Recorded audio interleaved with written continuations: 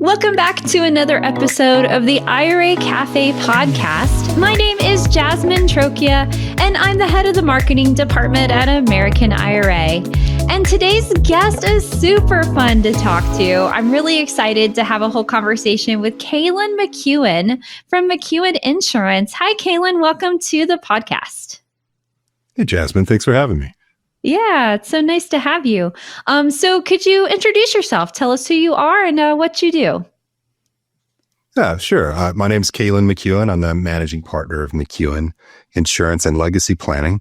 We are a firm that helps our clients, we like to say, consistently bring more money into their lives by helping them keep more of what they have earned and earn more on what they keep.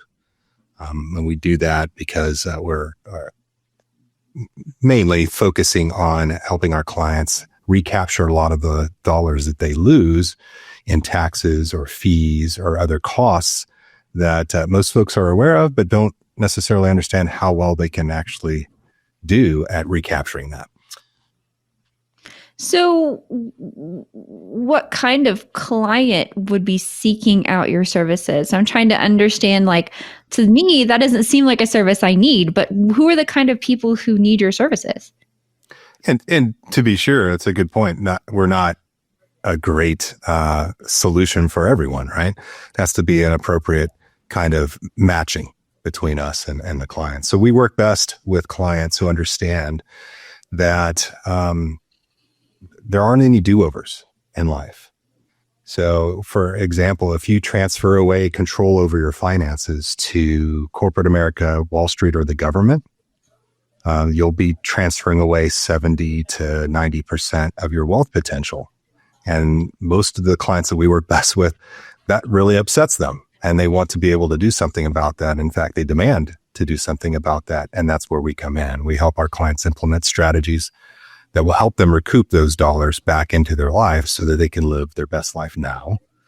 And with respect to talking about a legacy, helping them enjoy their time that they have remaining, increase the quality of their time remaining. And usually that equates to creating memories with their family and other people that they care about and going off and doing those activities that usually cost a little bit of money to do so. And then on the back end of that, also planning to have a financial legacy that they're leaving behind for them as well. Oh yeah, that's definitely important. I think that last part, that resonates a lot, I would think, with our clients at American IRA. But aside from business, tell me about you personally. You're a veteran. I am, yeah. 20-year retired Navy veteran. Thank you for your service. Thank you, yeah. And so I've lived across the world. I've deployed across the world, did a lot of things in the naval services. And after I retired in 2017, a big element of my retired life has been staying connected with the veteran community, no matter where I was. So I'm connected with and a member of a nonprofit called the Veteran Business Collective. We have multiple chapters, one here in Jacksonville, North Carolina, where I live. The originating chapter is in Wilmington, North Carolina, not far from where I live. There's a chapter in the Tri-Cities area of Tennessee, and another chapter that opened last year, our most recent chapter in Pensacola, Florida. And in that way, I help other veterans get into business, start as entrepreneurs, create, the ability to have funds that they can tap to expand their business, et cetera. And I have several clients that are American IRA customers. My dad was in the Navy for 20 years. So my whole childhood, he was in the Navy. So I know when he retired on an officer's salary and retirement. And so I can only imagine, the pool of money that you would have for military retirement. Is that sort of the advice that you give, or the sort of clientele that you have? Are you able to say somebody who's getting a military retirement, hey, that's kind of great, and what you should do with it? Or is it kind of too late once you've retired? Well, so what we help folks with is maximizing their benefits and their money supply specifically. Now, what they do with that in terms of specific investments in the context of where we sit in the United States And in our investment landscape, you have to have certain licenses to give specific advice on what to do and how to invest, especially with respect to Wall Street. So I don't hold those licenses, but I am certified to help folks improve and increase their cash flow. And so we'll talk about, if you're a client of mine and you have in excess over your target, savings balance, would it be appropriate to put some of that money in excess into your retirement fund? So general kind of guidance and talk about that. If you have a self-directed account, for example, an American IRA, what are you planning on doing with that? Are there things that you would want to invest in? And I do have a network of people that have both the ability to help accredited investors and non-accredited investors to take advantage of opportunities that are out there. If that's something that they're interested in, I help our clients in that way. That's not necessarily giving them specific investment advice, though. So we have a pretty fixed lane in terms of improving cash flow, which in our view is probably the more important thing than accumulating a massive amount of money when you're in your retirement years. So again, it loops back to what our mission is, and that is enhancing the quality of time remaining and that living legacy, as well as the financial legacy that people want to live or leave behind. Love that. Love that. We were also talking before the call. You mentioned you have a program that deals with federal student loans. Do you want to talk about that? Yeah, we partner with several different organizations out there in our quest to bring more of our clients' money back into their lives. And one of the ways that people are losing a lot of money is in the federal student loan debt that they take on. Not to get political or to talk about the negatives of the higher education environment here in the United States, but costs have gone up is a fact over the last decade or so, or more for that matter. And so the amount of debt that students are taking on for, different degree programs is considerably higher than what I went through. And so that debt burden, when you are a new entrant into the work arena, can be difficult and more difficult for some than others, depending on where you're at and where you live. So having the ability to go through a federal program to have that loan debt forgiven is a huge value for a lot of our clients. So we partner with the only organization that is accredited by the Department of Education in all 50 states to help clients with the process of that. And it is a little bit of a process to go through. Just high level here, when it comes to federal student loan forgiveness, you have to file every year to remain current with the Department of Education. That is a burden that not everyone is well equipped to handle. So it is helpful to have a company to do that for you. Now, they'll ask for a fee in exchange for that service, but compared to what you are paying in terms of your federal student loan payments and the interest on top of that, it is nominal in comparison. One key thing that folks need to realize, these are all, the company that we partner with leverages only Department of Education approved forgiveness programs. But among those programs, at the end of the loan term, once the loan has been forgiven, you'll be on the good with the Department of Education, but you won't be on the good with the Internal Revenue Service. They'll see that loan forgiveness as income for that tax year. And so there will be a little bit of financial planning that is necessary to be ready for that tax burden at that final year. And so that's where we can come into play and assist our clients with having a financial plan that will give them an appropriate amount of money to cover that tax burden. Awesome.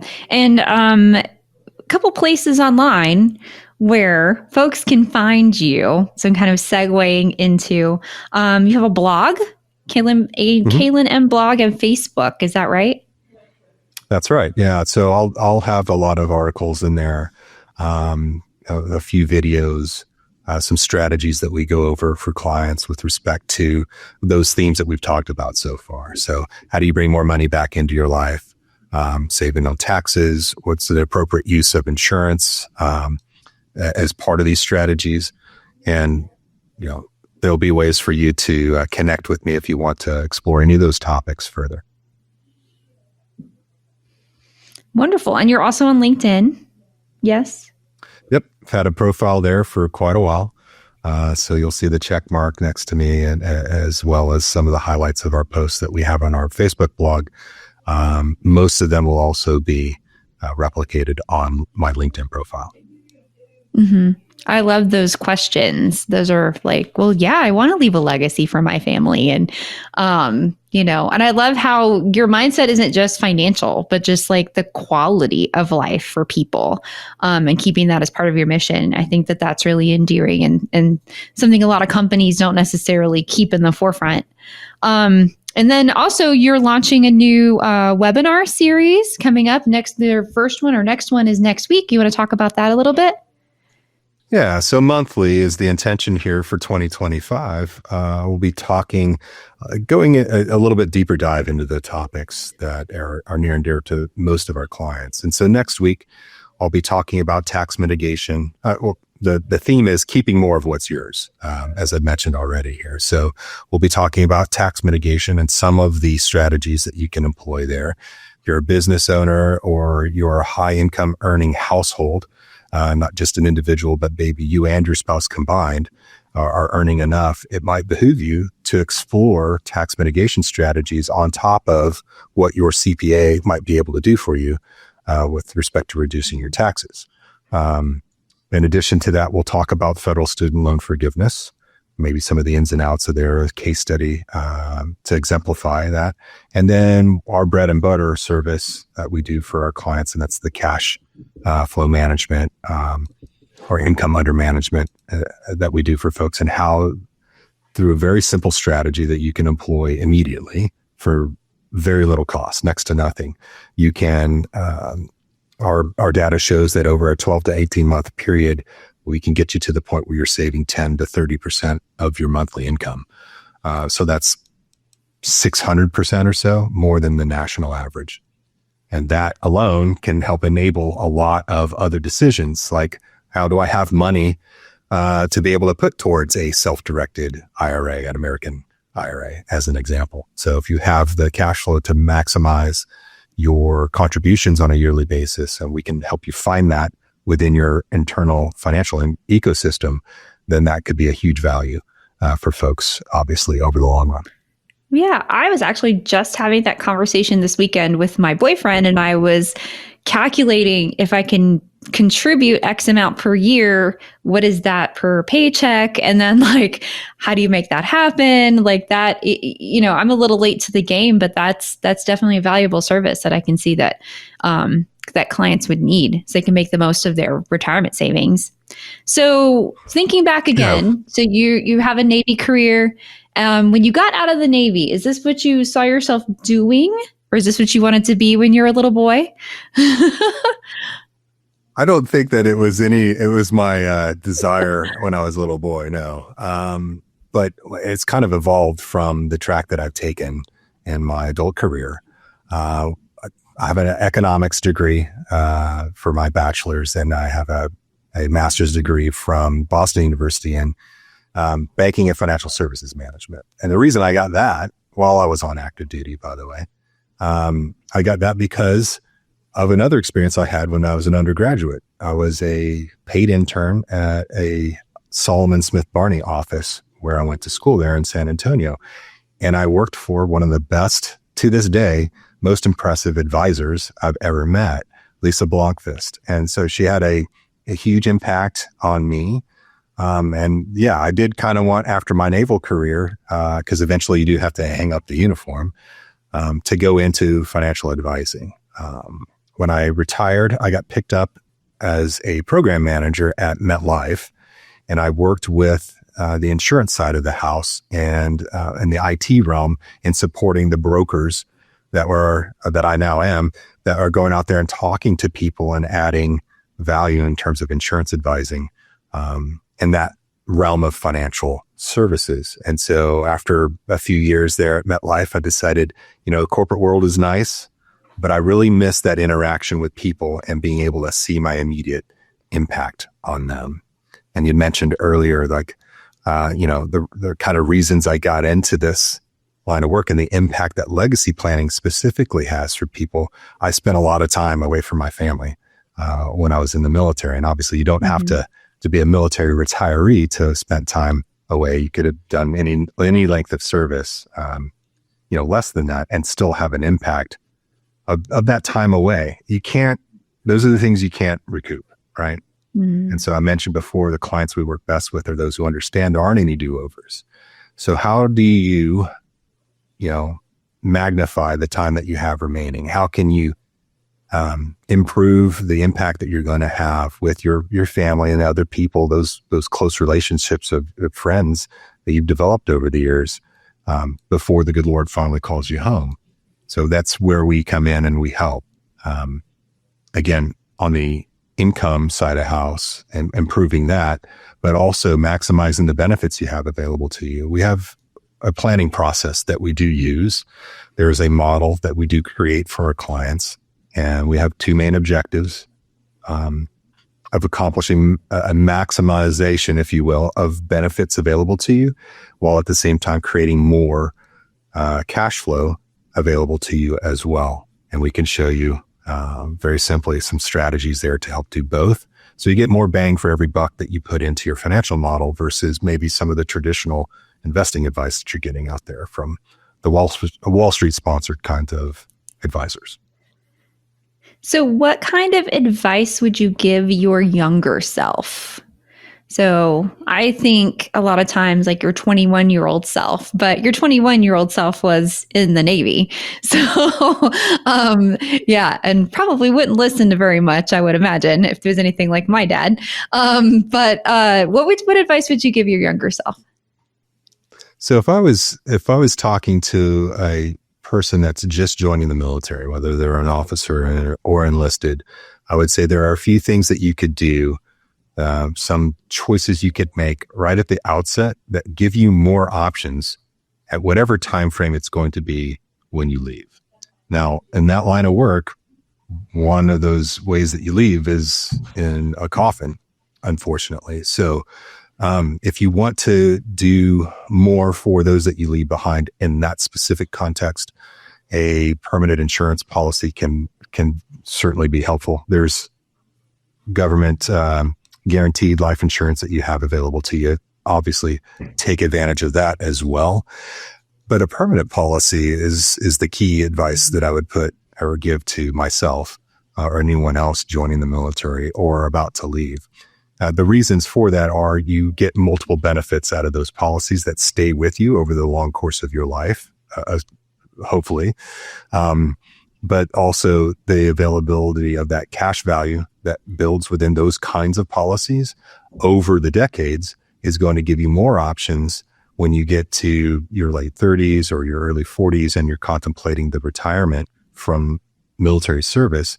Now you have means to be able to do all kinds of different investment opportunities, start a business of your own, partner with others, go into real estate, etc. The same kinds of flexibility that you have, by the way, when you leverage a self-directed IRA. You might be able to tap that same resource that I talked about to be able to help you ensure that you're maximizing the funding of that kind of retirement account, even if after your military service, you're not earning enough to make up the difference on your own.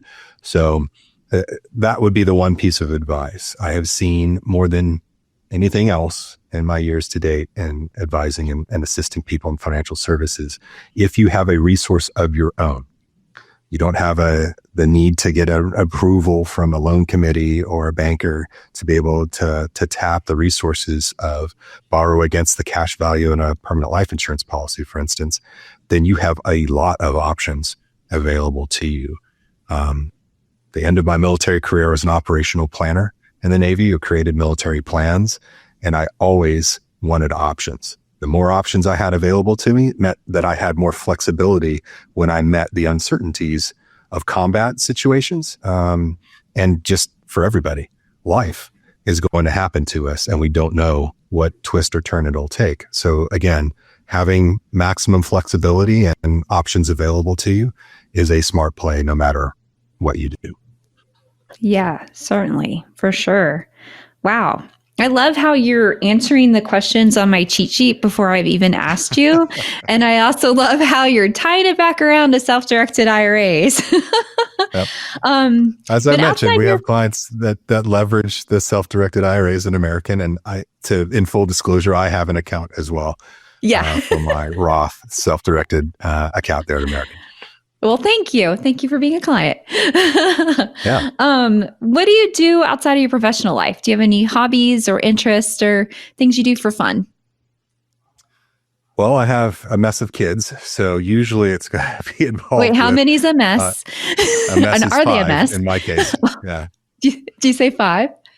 I did. Yeah, we're all humans, so there's a level of mess in there. There's a whole hand's worth of kids. Yes, my wife and I are very busy, run around from one activity to another. I've got 2 that are out of high school, and then I've got 2 in middle school and early high school, and I'm remarried, so I have a new addition. We have a 4-year-old as well.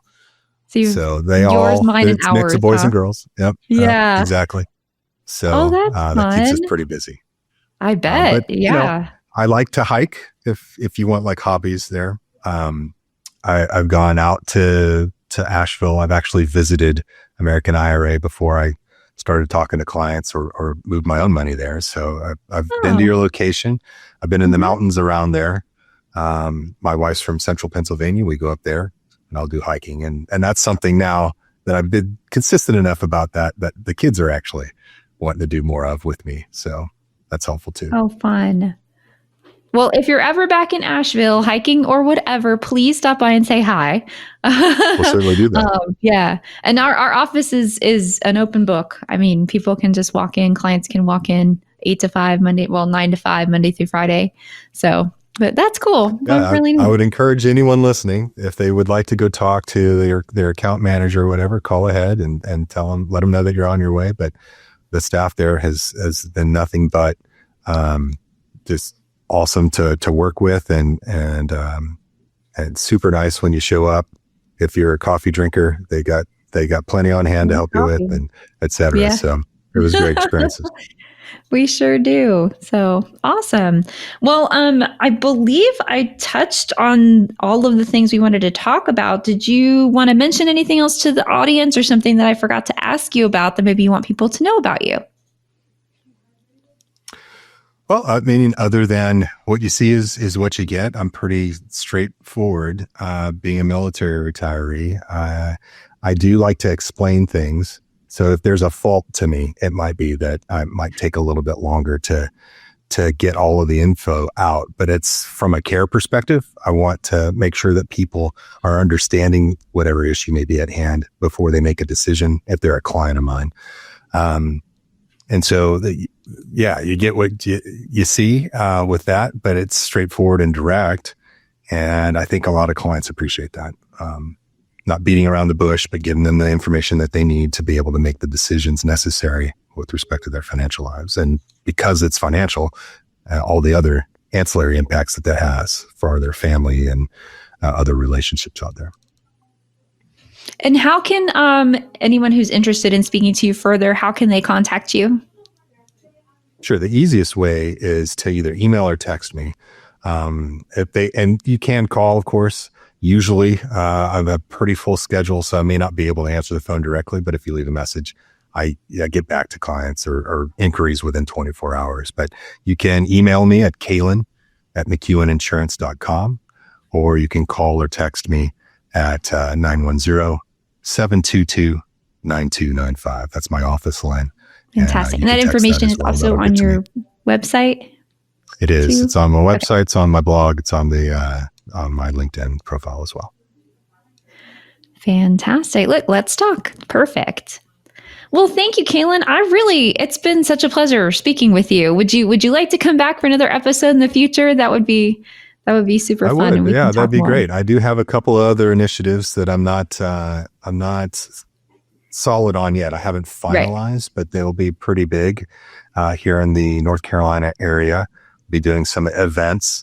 And so I would love to have an opportunity to come back and kind of describe what those are and give an opportunity for folks to come and check those out. Absolutely. We would love to have you. You're very interesting to speak with. So thank you so much, Kalan. We'll have you on again. And if you have any questions as a listener, you can reach Kalan, like you said, and his website and email and text. And we'll talk to you again soon. Thanks so much for joining us. Thanks, Jasmine. Appreciate it. You guys have a great one. Now it's time for the IRA Cafe Q&A. This is where I answer a question from the listeners. And this question was sent into marketing@americanira.com from Ronnie. Thanks, Ronnie. Thanks for your question. And Ronnie asks, let me check my notes. What are some assets that I cannot hold within my self-directed IRA? This is a really great question. We get this question a lot. This has to do with prohibited transactions and assets that you are not allowed to hold within your IRA due to IRS regulations. So the IRS says that IRAs cannot hold life insurance, jewelry and gems, collectibles, alcoholic beverages such as like wine barrels or vintage wine, gold coins and bullion that are of insufficient purity, so you can't do collector's coins and that kind of thing within an IRA, or shares of S corporations. And that's probably one that a lot of people don't know, that you can't hold shares of S corporations in your IRA. Now, those IRS regulations change frequently, so check the IRS website for the latest regulations. But in general, if you think of your self-directed IRA, can't hold assets such as collectibles. It can't hold art. That's not even in this list that I have. And then there's more information on our website at AmericanIRA.com about prohibited transactions in which you cannot hold within your self-directed IRA. Thanks, Ronnie. Thanks for your question. And if you'd like to submit a question to the IRA Cafe Q&A, you can email me at marketing@AmericanIRA.com. American IRA, LLC, a North Carolina LLC, acts as a third-party administrator for New Vision Trust Company, a state-chartered South Dakota trust company.